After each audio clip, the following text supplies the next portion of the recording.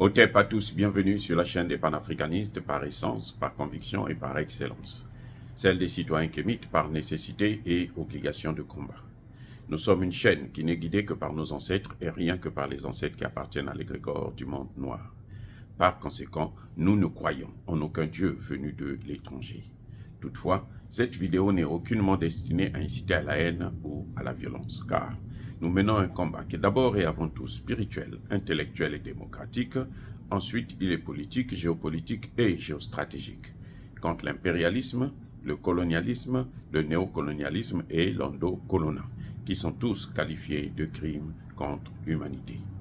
Nous menons ce combat sur la base du principe fondamental que nous avons hérité de nos ancêtres kémites, qui est celui de la Mahat, c'est-à-dire solidarité, vérité et justice. Vous êtes donc en droit de connaître la vérité et nous avons l'obligation de vous dire la vérité, rien que la vérité, afin que justice soit rendue au continent africain. Et ça, c'est notre modeste contribution dans cette noble lutte en faveur de la souveraineté, la dignité, la solidarité et l'unité africaine. C'est exactement ça que nous appelons le panafricanisme.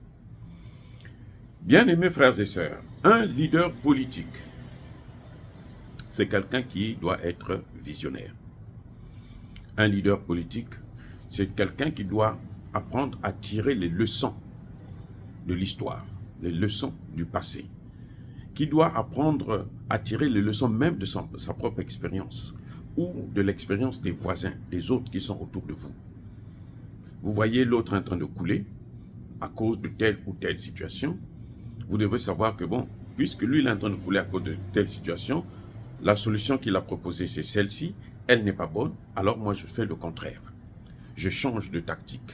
Je veux opter pour autre chose. Tu ne peux pas voir quelqu'un qui est en train de couler et toi tu reprends les mêmes erreurs, tu coules aussi comme lui. Ça c'est, alors c'est une idiotie, mais d'un niveau incroyable. Incroyable. Le président Tshisekedi et le président Kaka Debi sont en train de commettre la même erreur que tous nos ancêtres ont commis depuis les indépendances. La même erreur. Celle de toujours faire confiance à son bourreau. Celle de penser que son bourreau va un jour réfléchir pour dire par pitié, bon, je vais vous lâcher, je vais vous donner votre liberté. Or, aujourd'hui, il est prouvé que la liberté s'arrache. C'est un combat. Tu dois affronter ton ennemi, tu ne dois pas le caresser, le dorloter. Plus tu le dorlotes, plus il danse sur toi, sur son nez. Voilà.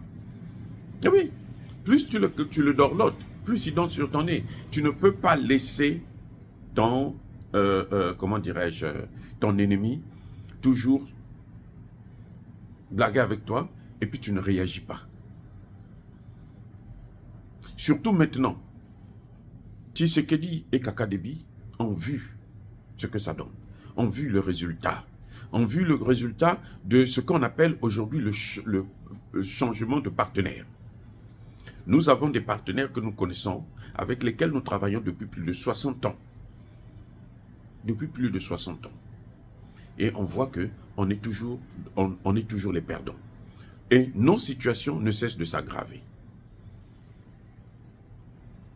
Aujourd'hui, au Tchad, la situation du Tchad, elle ne s'améliore pas d'un iota. Ce que nous constatons, c'est que Idriss Déby le père avait décidé de changer de tactique, de changer de partenaire. C'est pour ça qu'il a été tué par les anciens partenaires, notamment la France et les États-Unis. Kaka Debi le fils vient, il nie tout ce que le père a fait. Il reprend tout à zéro.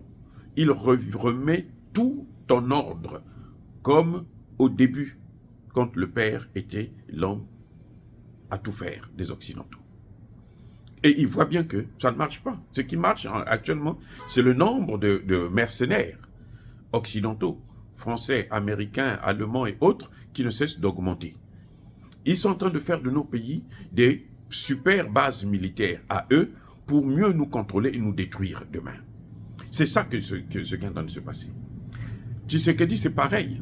Il sait que Kagame ne peut pas attaquer un grand pays comme le Congo s'il n'a pas le soutien des Occidentaux. C'est pour ça d'ailleurs que les Occidentaux refusent absolument de le condamner ou de prendre des sanctions. Mais quand même, ils osent aller prendre les Français, les mercenaires français, pour venir se battre contre des Français. Mais vous savez que, vous voyez, il faut être dingue, il faut être bête, il faut être idiot. C'est-à-dire qu'il faut vraiment ne rien avoir dans la tête pour que un homme puisse penser comme ça. Qu'un homme qui dirige un État, qui dirige un peuple, qui dirige une communauté, un leader, puisse ne pas être capable de voir l'expérience qui est là, à sa frontière, le Centrafrique. Depuis l'indépendance du Centrafrique, il n'y a jamais eu de stabilité. La stabilité que les Français n'ont pas pu installer en 60 ans, les Russes sont venus l'installer en 3 mois. J'ai dit bien 3 mois. La Centrafrique était libérée. On le voit avec le Mali. Assimi Goïta, qui était sur le terrain, qui a vu comment ça se passe, qui a vu ce qui se passe, qui a vu ce qu'il y a.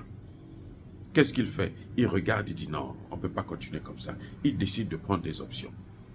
Il prend le pouvoir par la force et il met l'ordre. En 2 ans, le Mali est libéré.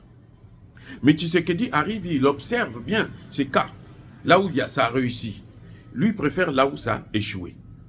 Ben, écoutez, c'est pas pour rien qu'on a demandé à Tshisekedi d'être le parrain de la transition au Tchad.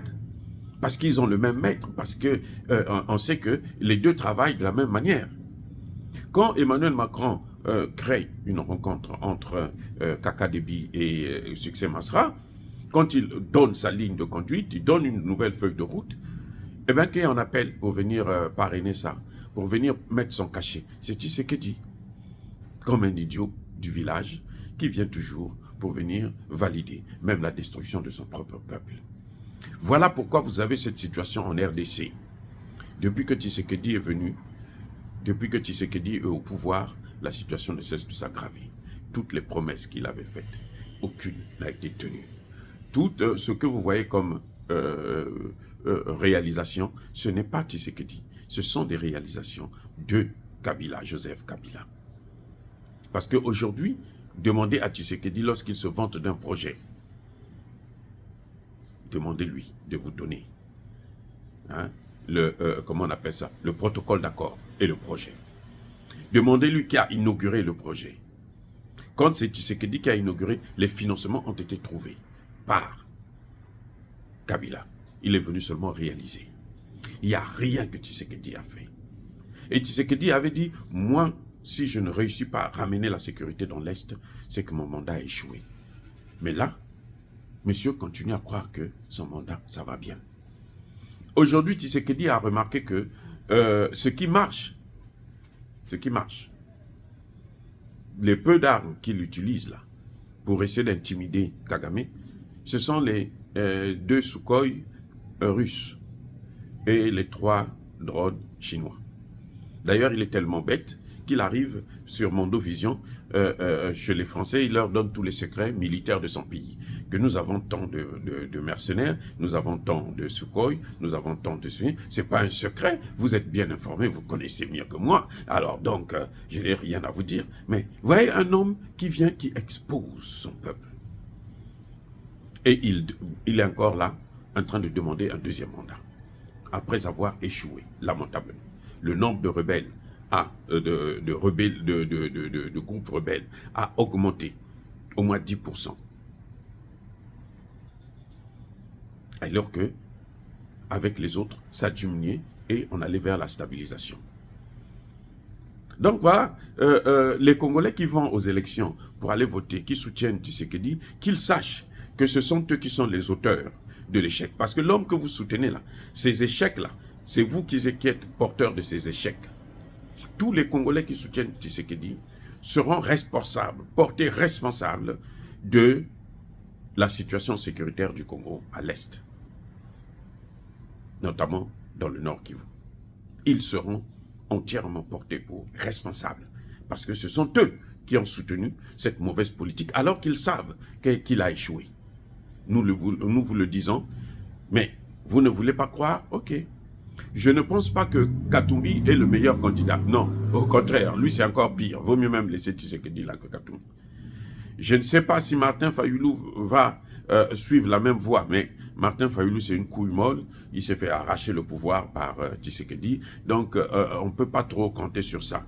J'espérais qu'il devrait avoir quelqu'un de nouveau que l'on ne connaît pas, qui n'est pas dans les circuits de la France-Afrique ou de l'otanisation, mais Dieu seul sait ce qui va se passer. Dire cela, c'est inciter à la haine ou à la violence. Non.